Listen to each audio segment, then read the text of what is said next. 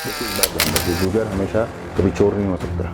हमारे यहाँ सर्वरोगी रक्षा हमेशा गुजरों ने करी, और वन गुजर जब जंगल में कोई नहीं जाता था तो जंगलों का ध्यान रखने का काम वन गुजरों ने कहा।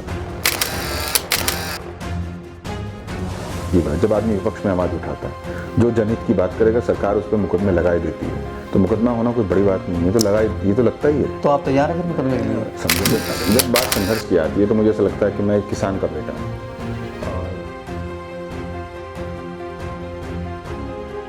आज वो पल मेरी ज़िंदगी का मुझे ऐसा लगता है कि सबसे खूबसूरत था। मैंने सबसे पहले अपनी माँ को फ़ोन किया और मैंने उनसे ये कहा कि मैंने माँ 2 दिन बाद टीवी पे आऊँगा, तो वो बहुत बड़ी बात थी मेरे लिए। और एक स्टार प्लस का हमारा शो था शकुंतला, और उसमें राजकुमार अर्नव के रूप में एक मुख्य किरदार निभाने का मौका मिला।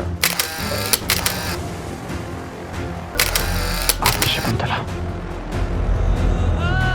तो अब तुम क्या करोगे?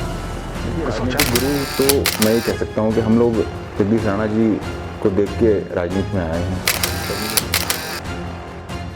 अभी मुख्यमंत्री जी आए थे, लेकिन वो इकलौते ऐसे विधायक थे जो विपक्ष में भी माननीय मुख्यमंत्री जी से इन्होंने मिली, और अपने यहाँ जितने भी हमारे विधानसभा के जो प्रस्ताव थे। नमस्कार, बीजीटी न्यूज़ में आप सभी दर्शकों का स्वागत करता हूं।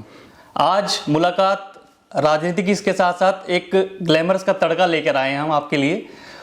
बात उनकी करेंगे जिनके लिए लोगों ने प्यार दिया है, अपना सम्मान दिया है, और बहुत सारी बातें आज होने वाली हैं। आप समझेंगे कि आज हम किनसे बात करने जा रहे हैं। आज हम बात करने जा रहे हैं रोहित राणा से। बेहट से हैं रोहित राणा उर्फ बंटी जी। बीजीटी न्यूज़ में आपका स्वागत है रोहित जी। आपका बहुत बहुत शुक्रिया कि आपने मुझे यहाँ बोलने का मौका दिया। तो अब बात थोड़ी राजनीति की बाद में करेंगे, पहले तो आपसे बात करेंगे आपके ग्लैमर्स की, क्योंकि जितना हमने सुना है, जितना हमने जाना है, तो हम चाहते हैं कि दर्शक आपके बारे में जाने, क्योंकि सहारनपुर से एक ऐसी शख्सियत थे जिन्होंने ग्लैमर्स के अंदर एक अपने एंट्री की थी। दिव्या भारती कहिए, कमाल अख्तर कह दीजिए, साजिद वाजिद के बाद में, आशुतोष कौशिक के बाद में आपने भी अपना स्थान दिया। तो कैसे हुई शुरुआत ये? देखिए 2007 में मुझे मुंबई जाने का मौका मिला, और मैं समझता हूँ कि मेरा बहुत बड़ा सौभाग्य रहा कि 2007 में सिर्फ 1 वर्ष के संघर्ष के बाद मुझे 2008 में स्टार प्लस का हमारा शो था शकुंतला, और उसमें राजकुमार अर्नव के रूप में एक मुख्य किरदार निभाने का मौका मिला, और लगभग तकरीबन 1.5 साल मुझे उसे करने का मौका मिला। लगभग 100 एपिसोड मैंने उसके किए। बहुत शानदार वो समय रहा, बहुत कुछ सीखने को मिला, बहुत नाम कमाने का मौका मिला। अच्छा, जैसे ही वो ख़त्म हुआ तो उसके बाद फिर हमारा एक MTV का रियलिटी शो आया कॉल्ड जी टॉक, तो वहाँ काम करने का मौका मिला मुझे। तो वो एक बहुत अच्छा समय रहा। तो वो जैसे ही ख़त्म हुआ तो फिर फीवर 104 में एक हमारा शो आया गांधी, तो उसमें गांधी के जो बेटी की जो वॉइस थी, तो RJ के रूप में मुझे वो करने का मौका मिला। तो जब तक मैं मुंबई रहा मेरा बड़ा सौभाग्य रहा। मुझे लगता है कि शायद मेरे बड़ों का आशीर्वाद था कि बहुत अच्छा काम करने का मौका मिला। तो बहुत शानदार समय रहा मेरा मुंबई का। तो आपको इस इंडस्ट्री में लाने वाले कौन थे? देखिए, वैसे तो मेरे परिवार में या मेरी विधानसभा में कोई इस फील्ड में कभी रहा नहीं, लेकिन बस मुझे भी ऐसे ही लगा कि शायद जीवन में कुछ ऐसा काम करना चाहिए जो लोग ना करें। तो आपको ऐसा काम करने में सदैव हमेशा अच्छा लगता है। तो मैं भी कोई था नहीं यहाँ ले जाने वाला, लेकिन बस अचानक से एक दिन चला गया, और वहाँ खुशकिस्मती रही कि मेरी जब तक मुंबई रहा तो बहुत अच्छा काम करने का मौका मुझे मिला। क्या लगता है मुंबई जैसे शहर में स्ट्रगल करना पड़ता है? देखिए, मैं जब बात संघर्ष की आती है तो मुझे ऐसा लगता है कि मैं एक किसान का बेटा हूँ, और संघर्ष मुझे ऐसा लगता है कि हमारे खून में है, और मुंबई तो बिना संघर्ष के किसी को कुछ देती ही नहीं। तो मैं जब वहाँ रहा तो बहुत संघर्ष करना पड़ा, क्योंकि वो एक ऐसी फील्ड है, वहाँ लाखों युवा हर रोज़ आते हैं सिर्फ इसी इंतजार में कि शायद उन्हें टीवी पे आने का मौका मिले। तो मेरा तो ये सौभाग्य है कि संघर्ष करने के बाद मुझे वो मुकाम मुझे हासिल हुआ कि मैं कई वर्षों टीवी पे आया, RJ के रूप में काम करने का मौका मिला। तो मुझे ऐसा लगता है कि मेरे संघर्ष ऊपर वाले ने हमेशा इज्जत दी उसे। कितने वर्षों का अनुभव था वहाँ? मैं देखिए 2007 में वहाँ गया, और 2016 के दिसंबर को मैं वापस आया था। तो बहुत लंबा, लगभग 8-10 साल का मेरा समय वहाँ रहा, और ऊपर वाले के आशीर्वाद से जब तक मैं वहाँ रहा मुझे कभी काम में कोई दिक्कत नहीं हुई। मिस्टर रजत कपूर, नसीरुद्दीन शाह साहब जैसे कई लोगों के साथ रंगमंच का मैंने काम किया। द जीन्स ऑफ ईदगाह, महुआ जैसे जो हमारे हिंदुस्तानी के बड़े अच्छे शो रहे, उसका हिस्सा मुझे बनने का मौका मिला। तो ऊपर वाले ने हमेशा सदैव मुझे बड़ा अच्छा काम दिया। ऐसा कोई पल है आपके ध्यान में जो मुंबई में ग्लैमर्स जब आप दुनिया में घुसे थे, तो कोई ध्यान है आपको दर्शकों को साझा करना चाहेंगे? बस सबसे पहला पल तो ये है कि जब मैंने सागर पिक्चर का शो था मेरा, जिन लोगों ने रामायण बनाई थी, मोती सागर जी ने। तो जब मुझे वहाँ के कास्टिंग डायरेक्टर हैं हमारे विनोद जी, उनका फ़ोन आया कि नहीं साहब हमने आपको शकुंतला के लिए फाइनलाइज कर दिया लीड कैरेक्टर के लिए, तो वो पल मेरी ज़िंदगी का मुझे ऐसा लगता है कि सबसे खूबसूरत था। मैंने सबसे पहले अपनी माँ को फ़ोन किया और मैंने उनसे ये कहा कि मैंने माँ 2 दिन बाद टीवी पे आऊँगा। तो वो बहुत बड़ी बात थी मेरे लिए और एक ऐसे किसान परिवार के लिए जिसके परिवेश में बॉलीवुड था नहीं। और जब मैं टीवी पर आया तो मुझे मेरे गांव ने, मेरे शहर ने, मेरे रिश्तेदारों ने बहुत अप्रिशिएट करा, तो मुझे मेरे लिए बड़ी खुशी की बात थी वो। सहारनपुर से बहुत सारी शख्सियतें यहाँ से निकली और सहारनपुर ऐसी भूमि है जहाँ से इतने बड़े स्टार निकलते हैं। तब आपको नहीं लगा कि जब आप सहारनपुर से निकले तो आपको सहारनपुर से कोई मिला फिर वहाँ पर? देखिए वैसे तो मेरी सहारनपुर में कमल जी जिससे मेरी वैसे मुलाकात हुई है, मतलब प्रोफेशनल तौर पे। तो वैसे तो मेरी और बाकी लोगों से तो मुलाकात नहीं हुई ज़्यादा, बस लेकिन यही था कि हमारा शहर इतना बड़ा शहर नहीं है, बॉलीवुड या जैसे दिल्ली मुंबई का कल्चर हमेशा बॉलीवुड के लिए बना है। तो लेकिन जब मुझे ऐसा लगता है जब ऐसे शहरों में जहाँ जिनका नाम नहीं है, जहाँ से लोग नहीं जाते, जब आप वहाँ से निकल के काम करो तो उसका मज़ा अलग ही है। ये तो हो गई 7-16 वाली बातें। 2007 से लेकर के 16 तक आप वहाँ पर रहे। 16 के आने के बाद आपने राजनीतिक कदम स्थापित किया। क्या जरूरत पड़ गई आपको राजनीति करने की? देखिए ज़रूरत तो मुंबई ने मेरी सब पूरी करी, और मुझे ऐसा लगता है कि जहाँ आदमी सोचता है कि नहीं शायद मुझे जाने का मौका मिला, मुझे ईश्वर ने वहाँ काम करने का मौका दिया। तो मैं हमेशा कहता हूँ कि राजनीति में लोग अपना करियर बनाने आते हैं, तो मैं तो अपना करियर छोड़ के राजनीति में आया हूँ। तो मुझे ऐसा लगता है कि हमें बदलाव करना चाहिए। तो मैं तो एक सेवा भाव लेकर राजनीति में आया हूँ। एक ऐसा नया निज़ाम बनाना चाहता हूँ, एक ऐसा घर बनाना चाहता हूँ जहाँ कोई भी आम आदमी, एक गरीब आदमी चला जाए कि साहब मैं इस घर में चला गया तो मैं अपना काम करा सकता हूँ। ग्लैमरस की दुनिया थी, राजनीति फिर क्यों चूज़ कर लिया आपने? तो अच्छा खासा आप अपना करियर चूज़ कर सकते थे, बहुत बड़ा विज़न था आपके सामने, मगर राजनीति के अंदर ही क्यों राजनीति समझो? नहीं, बात आपकी सही है। देखिए मैं तो बिल्कुल वहाँ जब तक रहा बहुत अच्छा काम करने का मौका मिला, लेकिन मुझे ऐसा लगता है अगर आप अपने अलावा किसी और के लिए कुछ करना चाहते हैं तो राजनीति एक माध्यम है, और राजनीति में आप राजनीति के माध्यम से लोगों की सेवा कर सकते हैं। तो राजनीतिक गुरु कौन है आपका? देखिए राजनीतिक गुरु तो मैं ये कह सकता हूँ कि हम लोग जगदीश राणा जी को देख के राजनीति में आए हैं, और मुझे ऐसा लगता है कि हम सबके प्रेरणा स्रोत वही हैं। और जो मेरी विधानसभा बेहट है वहाँ हमेशा हम लोगों ने उन्हीं के चर्चे सुने, उनके किस्से सुने, कैसे उन्होंने लोगों की दिन रात सेवा की। तो मुझे ऐसा लगता है राजनीति में मेरे प्रेरणा के जो स्रोत हैं वो जगदीश राणा जी हैं। राजपूत बाहुल्य क्षेत्र बताया जाता है, मुस्लिमों की भी आबादी है वहाँ पर बेहट क्षेत्र के अंदर, और जगदीश राणा जी का कार्यकाल भी रहा है, सांसद भी रहे बतौर। तो उनसे प्रेरणा ऐसी कौन सी कथन हो गया कि आपको उनसे प्रेरणा मिली ऐसी? देखिए मैं आपको 2 बता रहा हूँ, 2 चीज़। हमारे यहाँ 2 लोगों का नाम हमेशा लिया जाता है, एक तो जगदीश राणा जी का और दूसरे जो है मुनव्वर हसन साहब का। ये 2 लोग हमेशा अपनी ज़मीन से जुड़े रहे, हमेशा लोगों के लिए काम करा, इसीलिए शायद इतने लंबे वक्त तक लोगों के दिलों पर उन्होंने राज किया। और जहाँ तक हमारी विधानसभा बेहट है उसकी मैं अगर बात करूँ तो वहाँ बहुत मुझे लगता है उनके बाद भी कई लोग आए हैं वहाँ, लेकिन जो काम उन्होंने किया है लोगों के लिए शायद वो करना बहुत मुश्किल है।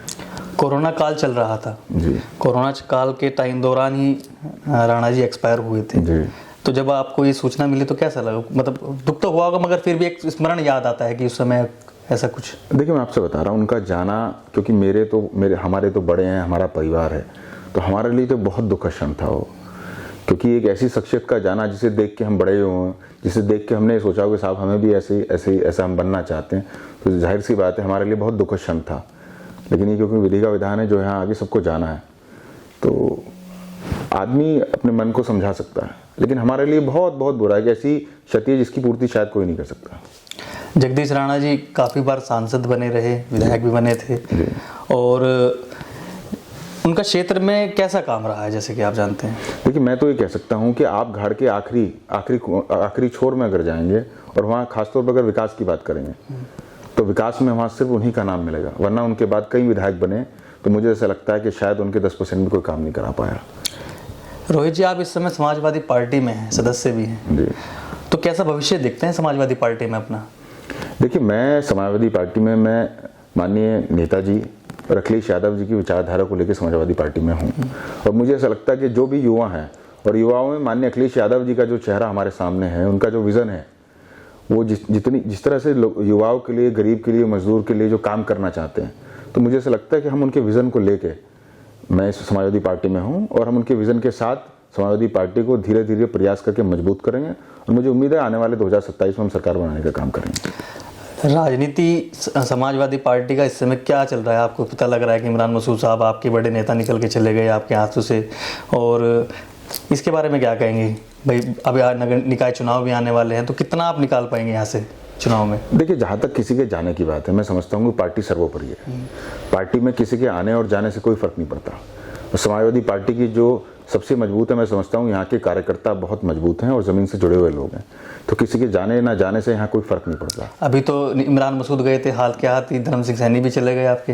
देखिए, मैंने आपसे कहा कि राजनीति ये जो नेताओं का है, तो समाजवादी पार्टी एक रेलगाड़ी है। अच्छा। रेलगाड़ी में पैसेंजर आते रहते हैं और जाते रहते हैं। रेलगाड़ी कभी अपनी जो स्पीड है वो रोकती नहीं है, वो अपनी स्पीड से चलती रहती है। तो कोई आए या ना जाए, ये माननीय अखिलेश यादव जी के विजन पे चलने वाली पार्टी, मुझे ऐसा लगता है कि उनके विजन पे हम आने वाला चुनाव भी बहुत मजबूती से लड़ने का काम करेंगे। जैसे कि हमें जानकारी प्राप्त हुई थी, आपने एक वन गुजरों की लड़ाई लड़ी थी जी, ये कैसे हुआ, इसके बारे में बताएंगे? देखिए, मैं बता रहा हूँ आपको, जहाँ तक हमारे वन गुजरों की बात है, उत्तराखंड सरकार ने भी बाकायदा एक एक्ट बनाया कि साथ जितने भी हमारे वन गुजर हैं जो रजिस्टर्ड हैं, उनके 10-10 बीघे पट्टा देने की बात सरकार ने कही और दिए भी हैं। लेकिन ये हमारा दुर्भाग्य है कि हमारे यहाँ जब वन गुजरों, हमारे यहाँ एक लंबे समय से कई, मुझे लगता है कई पीढ़ियों से हमारे यहाँ वन गुजर रह रहे हैं, लेकिन अब उन्हें सरकार ने निकालने की बात करी। हमारे यहाँ एक बीजेपी के विधायक हैं, उन्होंने कहा कि नहीं साहब, ये चोरी करने का काम करते हैं। मुझे ऐसा लगता है ये बहुत बड़ा दुर्भाग्य है। देखिए, एक बात ध्यान रखिए, गुजर हमेशा कभी चोर नहीं हो सकता। हमारे यहाँ सरहदों की रक्षा हमेशा गुजरों ने करी, और वन गुजर जब जंगल में कोई नहीं जाता था तो जंगलों का ध्यान रखने का काम वन गुजरों ने करा है। तो हमारे यहाँ जब ऐसे ही हुआ कि साहब वन गुजरों को निकालने के लिए बात कही, तो बहुत समय मैंने उनकी लड़ाई लड़ी, और आखिरी में जब मैं अपने वन गुजर भाइयों को कमिश्नर साहब के यहाँ लेके गया, तो कमिश्नर साहब को मैंने सामने सारी बात कही और उनसे कहा कि साहब, आप इनका घर छीनने की तो बात कर रहे हैं, लेकिन ये लोग जाएंगे कहाँ? तो मुझे इस बात की खुशी है कि उन्होंने हमारी बात को समझा और हमारे सामने बाकी अधिकारियों से कहा कि नहीं साहब, जब तक कोई नीति ना बन जाए तब तक आप इन्हें इनके घर से निकालने की बात ना करें। गुजर समाज ने जब आपकी वन गुजरों ने आपने उनकी लड़ाई लड़ी थी, तो ये स्टार्ट कब कैसे हुआ था? मतलब कैसे संपर्क हुआ आपसे, किसने क्या कहा? देखिए, तकरीबन ये लगभग 1 वर्ष हो गया इस चीज़ को। 1 वर्ष पहले मेरे कुछ साथी जो हैं वन गुजर भाइयों के बारे में मुझे बताया कि साहब, सरकार ने इन्हें धीरे धीरे कहा कि साहब इन्हें यहाँ से निकालने का काम करेंगे हम लोग। तो जब मेरे सामने आया तो मैं खुद वन गुजरों के, हमारी जितनी बेल्ट है, मैं सब में गया, सब लोगों से मैंने बात करी, और सब लोगों से बात करने के बाद में कई मरतबा मेरी डीएम साहब से उन्हें लेकर मुलाकात हुई, एडीएमई से हमारी हुई, तो आखिरी जो मेरी मुलाकात हुई कमिश्नर साहब से हुई। और मैंने भी उनसे भी यही कहा कि मैंने कहा साहब, जब तक कोई नीति ना बन जाए, भाई आप इनके लिए कम से कम एक ऐसी नीति बताएं जैसे उत्तराखंड में 10 बीघे ज़मीन उन्हें एक एक परिवार को देने का काम करे। कम से कम उसी तर्ज पे हमारे यहाँ कोई ऐसी नीति बनाए जो हमारे वन गुजरों को न्याय मिल सके। जैसे कि आपने बताया, आपके राजनीतिक गुरु जगदीश राणा जी और मुनव्वर हसन जी थे, जो कि दोनों दिवंगत हो चुके हैं। मुनव्वर हसन जी के लड़के हैं नाहिद हसन, अभी हाल ही में उनको हाई कोर्ट से जमानत मिल चुकी है, और गैंगस्टर में भी अभी मुझे लग रहा है कि जमानत की जो कार्रवाई है वो चल रही है। तो नाहिद से कैसे संपर्क है आपके? देखिए, नाहिद भाई से मेरे बड़े अच्छे संबंध हैं, क्योंकि मैं उनके पिताजी को अपना आइडियल मानता हूँ, तो उनसे जाहिर सी बात है मेरे बड़े अच्छे संबंध हैं। और रही जहाँ तक मुकदमे की बात, जब आदमी विपक्ष में आवाज़ उठाता है, जो जनहित की बात करेगा, सरकार उस पर मुकदमे लगा ही देती है।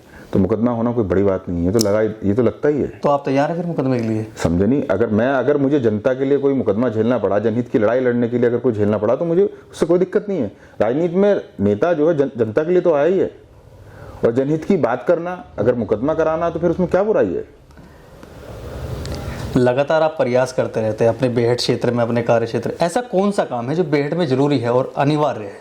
देखिए, मैं आपसे मैं एक बात बता रहा हूँ आपको। बेहट एक ऐसी विधानसभा है हमारी, जो मुझे ऐसा लगता है कि व्यापार के रूप में भी एक बहुत बड़ा अवसर हो सकता है। बेहट मेरी फलपट्टी है, तो मुझे ऐसा लगता है कि फलपट्टी में जो हमारे यहाँ चीज़ें होनी चाहिए, जो स्ट्रक्चर हमारे यहाँ होना चाहिए, वो आज तक किसी ने बनाया नहीं।